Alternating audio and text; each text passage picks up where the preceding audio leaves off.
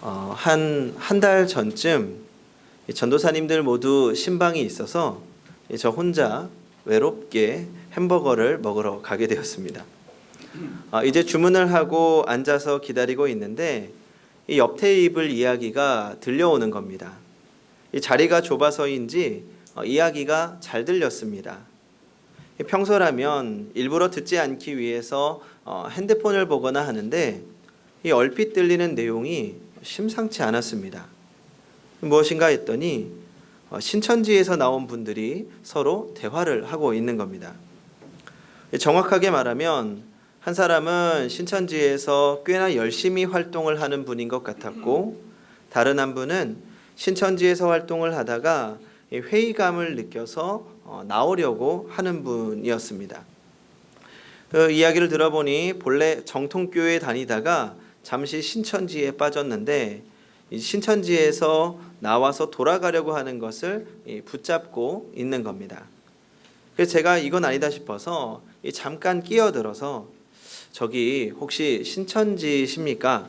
잘못된 교리를 그렇게 가르치고 강요하시면 안 됩니다 라고 당당하게 이야기를 했어야 됐는데, 일단 신천지가 어떻게 꼬시는지 너무 궁금해서 살짝 엿들어 봤습니다. 그랬더니 내용은 지금 좀 더 헌신해야 된다, 흔들리는 마음을 붙잡고 리더가 열심히 해야 되지 않겠냐, 뭐 그런 권면의 내용이었습니다.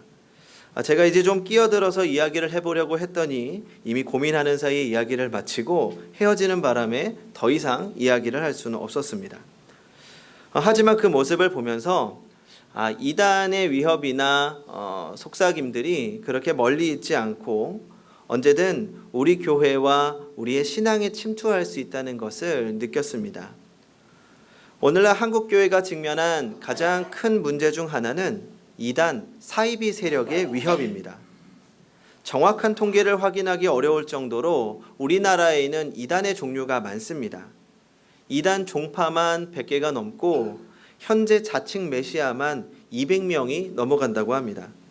그리고 약 200만 명에 가까운 사람들이 이단에 빠져 있다고 합니다.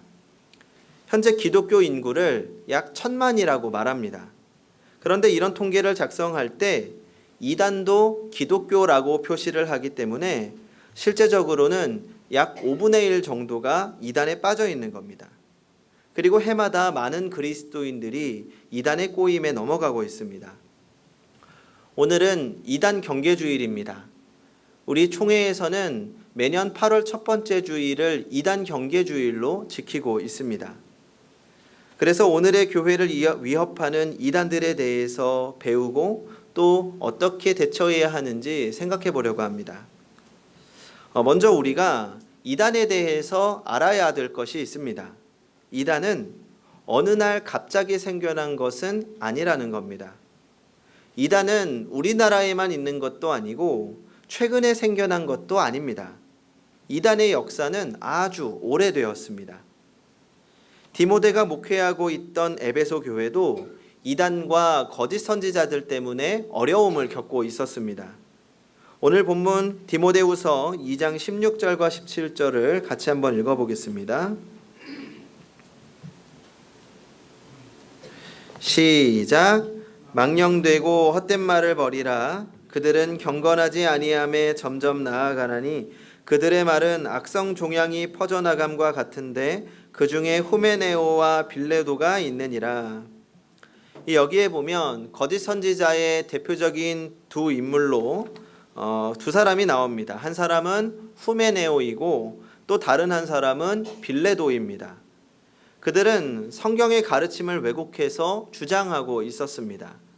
육신의 부활을 부인하고 영적인 부활만 주장하는 영지주의자들이었습니다. 이 영지주의는 초대교회를 어지럽히던 대표적인 이단입니다. 이 영지주의자들은 종교 혼합주의자들이었습니다. 물론 기독교 신앙을 기초로 하지만 이 당시에 유행하던 여러 가지 종교들의 사상이 혼합된 겁니다.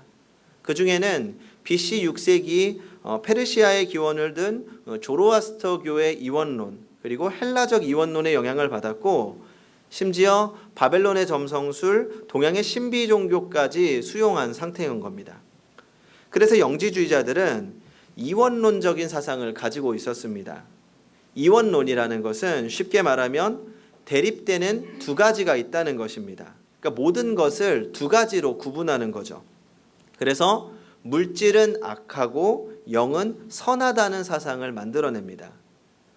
육체는 악하고 영혼은 선하다는 거죠. 그래서 영지주의자들이 주장했던 것 중 한 가지가 이 가현설이라는 겁니다. 예수님이 이 세상에 오신 것은 실제 육체를 가지고 오신 것이 아니라 육체를 가지고 오신 것처럼 보였을 뿐이라는 겁니다. 왜요? 육체는 악한 것이기 때문에 예수님이 육체를 가지고 이 땅에 오시지는 않았다는 것입니다. 그러니까 예수님의 성육신 자체를 부정하는 겁니다. 또 성경을 읽어보면 구약의 하나님과 신약의 하나님이 다르다는 것입니다. 물질 세계를 창조한 구약의 하나님은 진정한 신이 아니라 열등하고 저급한 신이고, 신약의 하나님, 즉 사랑이시고 영이신 하나님만이 진정한 하나님이라고 주장했습니다. 그러면서 이러한 영적인 지식을 받아들이고 깨달은 사람만 구원을 받을 수 있다고 주장했습니다. 그래서 영지주의라고 하는 겁니다. 이런 특별한 영적인 지식, 영지를 깨달은 사람만 구원을 받는다. 그래서 영지주의입니다.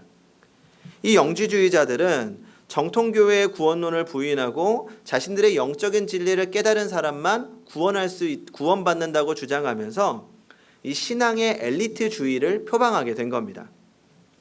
그런데 이런 영지주의적인 특징을 가지고 있는 오늘의 이단이 있습니다. 혹시 어디인지 아십니까? 바로 구원파입니다.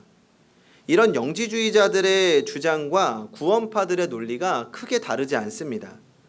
이 구원파에는 중요한 두 가지 이단적인 가르침이 있는데, 첫 번째는 깨달음을 통해서 구원을 받는다는 것입니다. 그래서 우리가 육신의 생일을 기억하는 것처럼 본인이 구원파의 교리를 깨달은 영적인 생일을 기억해야 구원받은 증거라고 주장을 하는 겁니다. 하지만 성경은 분명하게 말씀합니다. 에베소서 2장 8절과 9절을 제가 읽어보겠습니다.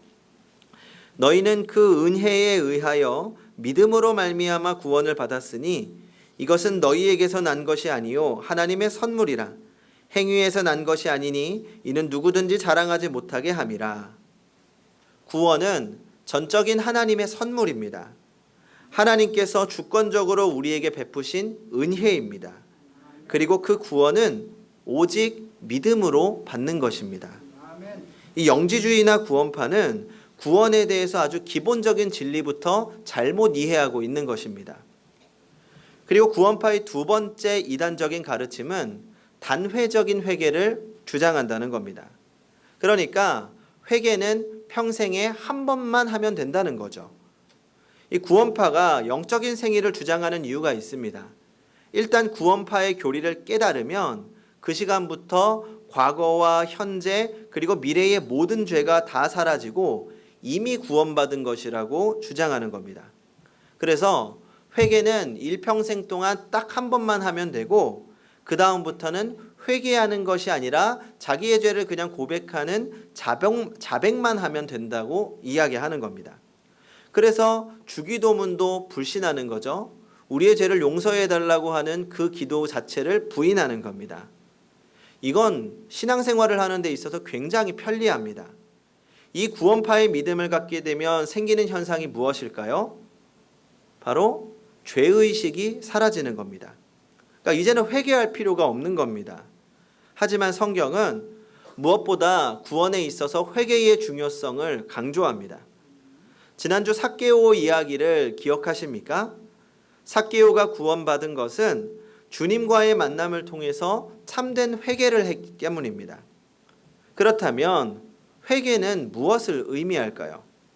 회개라는 말은 히브리어로 슈브라고 합니다. 이 슈브는 방향의 전환 혹은 완전히 돌아서는 것을 의미합니다. 그러니까 회개는 단순하게 겉으로 뉘우치거나 자신의 죄를 자백하거나 단순하게 행동을 바꾸는 것이 아니라 그 삶의 방향이 완전히 하나님께로 돌아서는 것입니다. 이제는 뒤를 돌아보지 않고 마음으로의 변화, 영혼으로의 변화, 그 삶의 방향이 완전히 바뀌는 것을 말합니다. 그래서 신학의 아버지 깔뱅은 기독교 강요라는 책에서 회개를 이렇게 정의합니다. 회개는 우리의 생활을 하나님 쪽으로 전향하는 것이며 그분을 순수하게 또 진지하게 두려워하기 때문에 생기는 전향이다. 그러니까 회개란 우리가 살아가면서 하나님을 두려워하는 마음, 경외하는 마음 가운데에서 지속적으로 변화되는 중생의 삶, 바로 성화의 삶이라고 할 수 있습니다. 물론 우리는 하나님의 은혜로 중생, 거듭남을 체험한 사람입니다. 우리는 십자가로 죄사함을 받았고 우리 안에는 그 죄가 지배력을 잃어버렸습니다. 하지만 여전히 우리 안에 죄가 살아 있습니다. 그래서 우리는 계속해서 죄를 범하며 살아갈 수밖에 없습니다. 그렇기 때문에 우리는 끊임없이 평생을 통해 회개해야 하고 죄와 싸워나가는 삶의 경주를 계속해야 하는 것입니다. 이런 구원파 교리가 가장 매력적인 것은 우리의 신앙생활이 너무나 편해진다는 것입니다. 끊임없이 자신을 성찰하고 성숙을 이루기 위해서 노력하는 것이 아니라 즐거운 종교 생활을 하면서 살아갈 수 있는 겁니다. 그래서 이 정통교회에서 지친 사람들 중에 구원파의 매력에 빠지는 사람들이 생기는 겁니다. 헌신과 의무와 변화와 성숙은 사라지고 자유만 누리게 되는 거죠.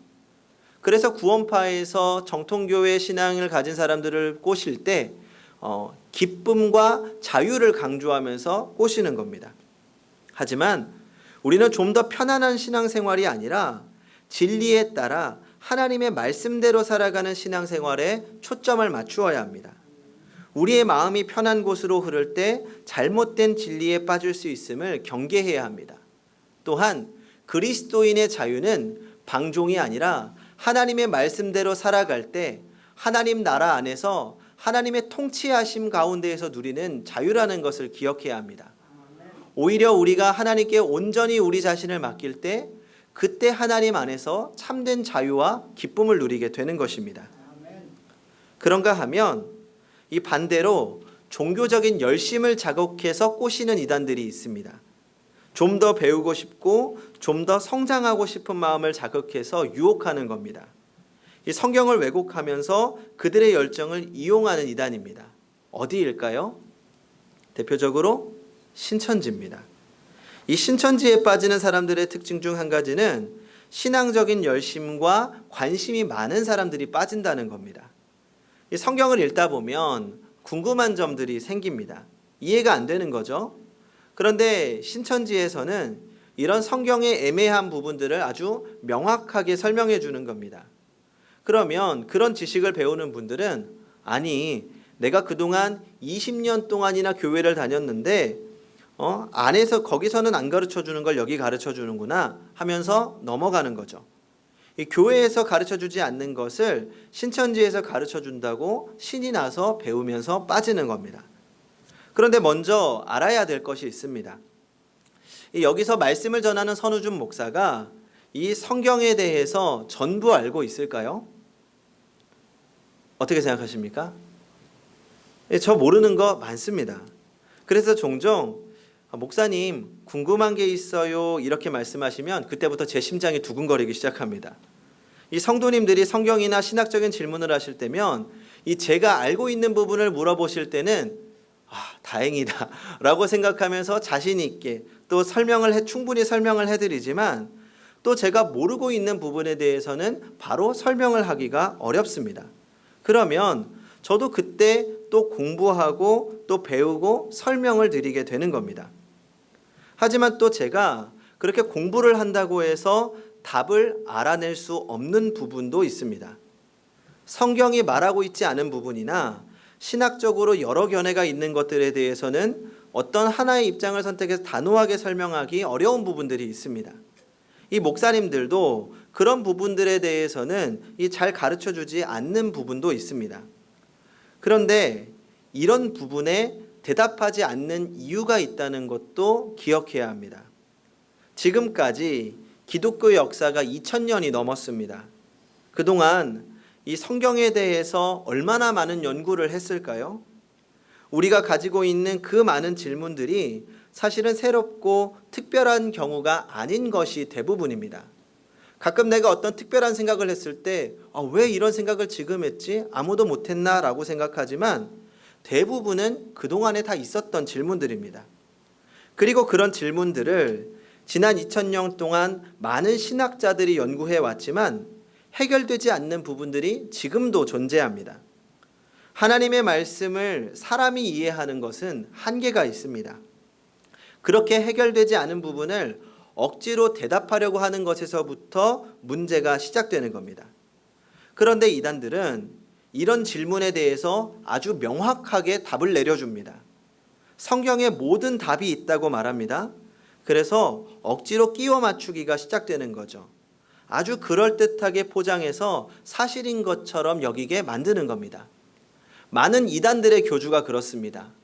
혼자서 아니면 어디선가 성경 공부를 하다가 이것을 깨달았다. 왜 지금까지 아무도 몰랐지? 마치 자신만이 아는 진리인 것처럼 가르치고 설박하기 시작하는 겁니다. 대표적인 경우가 신천지의 비유풀이입니다. 일단 신천지는 성경이 비유로 되어 있다고 말합니다. 이게 만능 열쇠입니다. 성경이 비유로 되어 있다. 이 말 한마디로 자기들 마음대로 해석할 수 있는 겁니다. 그 안에 있는 여러 가지 단어들이나 표현들을 비유라고 말하면 그때는 게임 끝입니다. 자기가 원하는 대로 설명하면 되는 겁니다. 그러면 이런 성경적 가르침으로 접근하거나 여러 가지 잘못된 교리로 접근하는 이단들을 상대하기 위해서는 어떻게 해야 될까요? 첫 번째로 상대하지 말아야 됩니다. 이단들은 자신들의 교리 안에서만 이야기하기 때문에 이 사실상 대화가 되지 않습니다. 이단들의 특징 중 한 가지가 뭐라고 했습니까? 지난 2000년간의 신학적 연구를 무시하고 이 자신들의 방법대로 이야기한다는 겁니다. 기본적으로 말이 통하지 않습니다. 궤변이라고 하죠. 상식적으로 생각하면 말이 안 되는 것을 어떻게든 말이 되게 만드는 겁니다. 그 신천지 측에서 한동안 선전해왔던 한 가지가 공개 토론입니다. 정통교회에서 자신들을 이단이라고 이야기하는데 어디 한번 교리에 대해서 공개 토론을 해보자는 겁니다. 그리고 이에 관해서 신문 기사도 내었습니다. 우리는 준비되었으니 공개 토론을 한번 해보자. 그런데 너희들이 우리의 요구를 들어주지 않는다. 너희 자신 없는 거 아니냐? 이런 내용입니다. 이 사실 자체가 이 사람들로 하여금 자신들이 피해자라고 느끼게 만들고 정당하다고 주장하려는 이미지 마케팅입니다. 최근에 천안에 있는 목사님 한 분과 이야기를 나누었습니다. 이 천안 쪽에서도 신천지가 득세해서 이 여러 교회들을 혼란스럽게 하고 있는 상황이라고 합니다. 그래서 이 천기총, 천안 기독교 총연합회라는 단체에서 이 신천지의 공개 토론을 제안했습니다. 그래, 그러면 너희가 그토록 원하는 공개 토론 어디 한번 해보자 한 거죠. 어떻게 되었을까요? 당연히 감감무소식입니다. 그러니까 신천지는 사실 교리 자체가 부실하고 조금만 성경적 통찰력이 있는 분들이라면 이상한 것을 알아차릴 수 있습니다. 그러니 당연히 거절하는 거죠. 정말 성경적인 내용과 신학적인 내용으로 상대하면 이단이 절대 이길 수가 없습니다. 그래서 사실상 일반 평신도가 내가 가진 신앙과 신학으로 싸우려고 하는 것은 의미가 없을 것입니다. 오히려 상대가 이단이라는 것을 알아차리면 그런 내용에 대해서는 거리를 두는 것이 현명한 방법입니다. 두 번째로, 그래도 무기는 갖추어야 합니다. 우리나라가 군대를 보유하고 군사력을 기르면서 준비하는 이유는 전쟁을 하기 위해서가 아닙니다. 전쟁을 막기 위해서입니다. 혹시라도 있을 침략에 대비하는 거죠. 먼저 전쟁을 시작하지는 않지만 공격을 당하면 충분히 방어할 수 있는 무기는 있어야 합니다. 그래서 성도는 말씀을 배우고 무장해야 합니다. 배우면서 성숙해지고 성숙해질수록 뿌리가 깊어집니다. 내 믿음의 분량이 넉넉해지고 뿌리가 튼튼해져야 세찬 바람에도 흔들리지 않게 되는 것입니다. 저도 우리 행복한 교회 성도님들의 배움과 성장에 관심이 많습니다. 현재 우리 행복한 교회는 말씀 교제를 통해서 성도님들과 말씀을 나누고 있습니다. 하지만 이 말씀 교제의 핵심은 이 말씀을 기억하고 잊어버리지 않기 위해 노력하고 또 그 말씀을 중심으로 성도의 교제를 하는 것입니다. 이 체계적인 배움으로는 좀 부족한 감이 있습니다. 물론 그 가운데에서도 배움과 성숙이 있겠죠. 그래서 앞으로 우리 교회도 체계적인 양육 시스템을 만들어 가려고 계획하고 준비 중에 있습니다. 그래서 이런 교육의 자리가 생기면 적극적으로 참여해 주시면 좋습니다. 물론 시간과 노력이 필요하지만 우리가 배우면서 하나님을 알아가고 배움의 기쁨이 있고 우리 안에 나도 모르게 또 방어할 수 있는 무기가 생기기 때문입니다. 그리고 세 번째로 본질에 관심을 두어야 합니다. 오늘 본문 2장 15절입니다. 너는 진리의 말씀을 옳게 분별하며 부끄러울 것이 없는 일꾼으로 인정된 자로 자신을 하나님 앞에 드리기를 힘쓰라. 이 말씀은 이 당대 이단이었던 후메네오와 빌레도를 경계하면서 주는 권고입니다. 다시 말하면 이단의 꾀임에 넘어가지 않는 방법이라고 할 수 있죠. 그런데 그 방법이 이단과 싸워서 박멸해라가 아닙니다. 말씀을 분별하고 하나님께 자신을 드리라고 권면합니다. 이 말씀은 이미 하나님께서 우리에게 주신 명확한 말씀들, 그러니까 논란의 여지가 없는 사랑과 헌신에 대해서 말씀하고 있는 것입니다. 하나님이 우리에게 이미 주신 명확한 말씀을 지키고 말씀대로 살기 위해서 노력하면 본질에 관심을 가지면 자연스럽게 이단의 헛된 말에서 벗어날 수 있다는 것입니다. 제가 오늘 이단 경계주의 설교를 준비하면서 꽤 많은 고민을 했습니다. 이 너무나도 많은 이단들의 교리에 대해서 설명하려고 하니 한두 시간으로는 부족하기 때문입니다. 200명이나 되는 교주에 대해서 언제 다 설명합니까? 그래서 오늘 이것만큼은 기억하고 돌아가셨으면 좋겠습니다. 이단의 위협은 과거로부터 지금까지 계속되고 있다는 것, 그리고 언제든지 나도 당할 수 있다는 것입니다. 그리고 무엇보다 전심으로 기도하며 내가 하나님 안에 있기 위해서 노력해야 한다는 것입니다. 나의 뿌리가 흔들리지 않도록 기도하고 배우고 헌신하고 교회와 하나님을 사랑할 때 이단의 위협으로 벗어나는 것뿐만 아니라 나아가서 성숙과 성화의 길로 걸어갈 수 있을 것입니다. 성도 여러분, 여전히 오래된 전쟁은 끝나지 않았습니다. 이 상황 속에서 자신과 복음을 지키고 더욱더 성숙해져 가는 하나님의 영광을 세상 가운데 증거하는 성도님들이 되시기 바랍니다. 기도하겠습니다. 참 진리이시며 생명 되시는 우리 주 예수님을 찬양합니다. 오직 주님만이 참 진리이심을 다시 한번 믿음으로 고백합니다. 오늘날 진리를 어지럽히는 수많은 무리들이 있습니다. 진리를 왜곡하고 또 많은 그리스도인들을 멸망의 길로 몰아넣고 있습니다. 우리의 무지 때문에 속고 넘어가지 않게 하여 주시옵소서. 진리를 수호하고 진리로 열매를 맺어나가게 하여 주시옵소서. 참 진리이신 예수 그리스도로 무장하여 세상에서 주의 복음을 증거하며 열매 맺게 하여 주시옵소서. 예수님의 이름으로 기도합니다. 아멘.